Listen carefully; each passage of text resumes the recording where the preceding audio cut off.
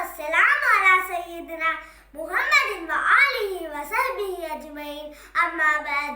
ஆலமெல்லாம் படைத்தாலும் அந்த சராசரத்தையும் படைப்பாளன் அல்லாஹ்வுக்கே எல்லா புகழும். அல்ஹம்துலில்லாஹ்.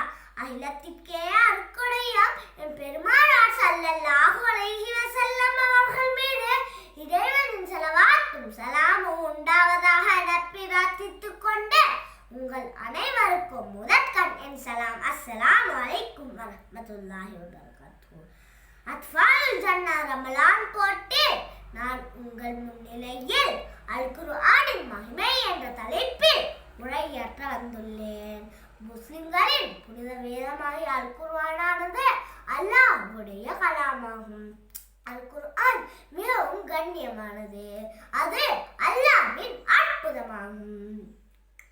அல் குர்ஆன் நபி ஸல்லல்லாஹு அலைஹி வஸல்லம் அவர்களுக்கு வழங்கப்படும் போது நபி ஸல்லல்லாஹு அலைஹி வஸல்லம் அவர்களின் உள்ளத்தை ஜம்ஸம் நீரினால் கழுவி சுத்தம் செய்யப்பட்ட பின்பே வழங்கப்பட்டது.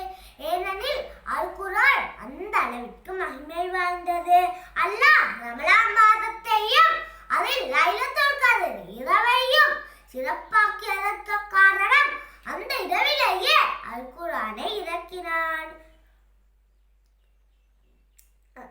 முஸ்லிம்களின் புனித வேதம் இடமான மக்கா மதீனா இடங்களிலேயே அல் குர்ஆன் இறக்கப்பட்டது.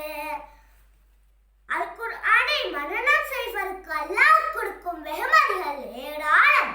கியாமத் நாளில் அல் குர்ஆனை ஓதுபவரின் பதவிகள் இருந்து கொண்டே போகும். அல் குர்ஆன் ஓத கேட்கும் போது நேர்வழி பெற்றவரின் உள்ளம் பயத்தினால் நடுங்கும். அல் குர்ஆன் முழு உலகத்திற்கே நேர்வழி காட்டியாகும். அல்லாஹ் கூறுகிறான், முழு கடலையும் மையாக எடுத்தாலும் அல் குர்ஆனின் மகிமையை எழுதி முடிக்க முடியாது. அல் குர்ஆனை மறுமை நாளில் அதை ஓதியவருக்காக சிபாரிசு செய்யும். இதை முறையாக ஓதியவர் மறுமை நாளில் நல்லோர்களுடனும் மலக்குமார்களுடனும் இருப்பார்கள். இதை ஓத மன நிம்மதி உண்டாகும்.